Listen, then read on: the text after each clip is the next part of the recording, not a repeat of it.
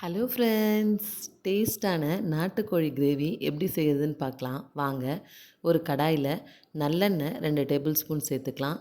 கூடவே 3 பட்டை, 5 கிராம்பு, அரை ஸ்பூன் அளவுக்கு சோம்பு, 3 காஞ்ச மிளகாவை இந்த மாதிரி சின்ன சின்னதாக கிள்ளி சேர்த்து தாளித்து விட்டுறலாம். மிதமான சூட்லேயே எண்ணெய் இருக்கட்டும். இப்போது 4 பெரிய வெங்காயத்தை சின்ன சின்னதாக கட் பண்ணி சேர்த்துக்கலாம்.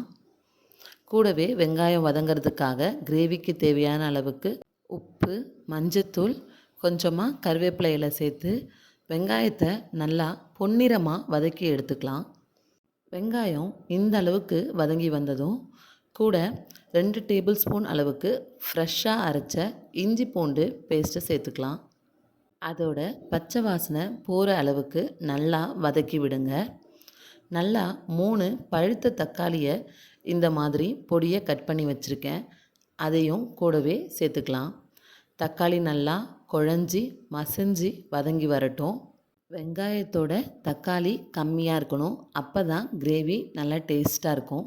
இந்த அளவுக்கு வதங்கி வந்ததும் 3/4 கிலோ அளவுக்கு நாட்டுக்கோழியை சின்ன சின்னதாக கட் பண்ணி மஞ்சத்தூள் போட்டு க்ளீன் பண்ணி வச்சுருக்கேன். அதை இது கூட சேர்த்துக்கலாம். நாட்டுக்கோழி எப்பயுமே சின்ன சின்னதாக கட் பண்ணி வாங்கிக்கோங்க. அப்போ தான் அது ஈஸியாக வெந்து வரும். நல்லா கலந்து வதக்கி விடுங்க. கறி நல்லா வதங்கி அதுலேருந்து தண்ணி பிரிஞ்சு வரணும். அதுக்காக இந்த மாதிரி ஒரு மூடி போட்டு ஒரு 3 நிமிஷத்துக்கு வெயிட் பண்ணலாம். நாட்டுக்கோழியை இந்த மெத்தடில் ஒரு தடவை செஞ்சு பாருங்கள். உங்கள் வீட்டில் எல்லோரும் விரும்பி சாப்பிடுவாங்க. இப்போது 3 நிமிஷம் ஆயிடுச்சு. திறந்து பார்க்கலாம். பாருங்கள் எந்த அளவுக்கு தண்ணி விட்டுருக்குன்னு. இந்த ஸ்டேஜில் மசாலா சேர்த்துக்கலாம். 1 ஸ்பூன் அளவுக்கு தனி மிளகாத்தூள், 2 டேபிள் ஸ்பூன் அளவுக்கு வீட்டிலையே அரைச்ச குழம்பு மிளகாத்தூள், அரை ஸ்பூன் அளவுக்கு மிளகுத்தூள் சேர்த்துக்கலாம். இப்போ ஸ்டவ் மீடியம் ஃப்ளேமில் தான் இருக்கணும், இல்லைனா மசாலா கரிஞ்சிடும். நல்லா எண்ணெயிலே வதக்கி விட்டுறலாம். மசாலாவோட பச்சை வாசனை எல்லாம் போனதும் கிரேவிக்கு தேவையான அளவுக்கு தண்ணி சேர்த்துக்கலாம். 1/2 லிட்டர் அளவுக்கு தண்ணி சேர்த்தா கறி நல்லா வெந்து கிரேவி பதத்துக்கு வர நமக்கு கரெக்டாக இருக்கும். இப்போது நல்லா கலந்து விட்டுட்டு மூடி போட்டு 15 நிமிஷத்துக்கு நல்லா வேக வச்சு எடுத்துக்கலாம். நாட்டுக்கோழி வெந்து வர கொஞ்சம் டைம் எடுக்கும். 5 நிமிஷத்துக்கு ஒரு தடவை மூடியை திறந்து பார்த்து நல்லா ஒரு தடவை கலந்து விட்டுட்டு மறுபடியும் மூடி போட்டு நல்லா வேக விடுங்க.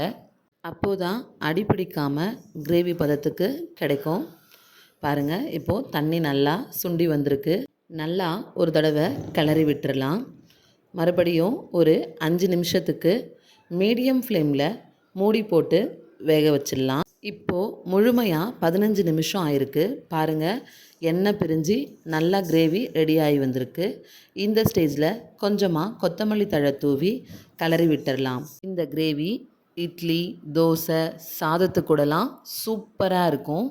இதை நீங்களும் ஒரு தடவை செஞ்சு பார்த்துட்டு எப்படி இருந்துச்சுன்னு கமெண்ட் பண்ணுங்கள். வீடியோ பிடிச்சிருந்தா லைக் பண்ணுங்கள். உங்கள் ஃப்ரெண்ட்ஸ் கூட ஷேர் பண்ணுங்கள்.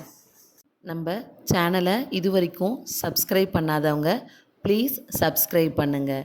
நான் இப்போது ஒரு இலையில் சுட சுட சாதம் வச்சு கிரேவி போட்டு சாப்பிட போகிறேன். நீங்களும் வாங்க சாப்பிடலாம். Thank you for watching. நன்றி, வணக்கம்.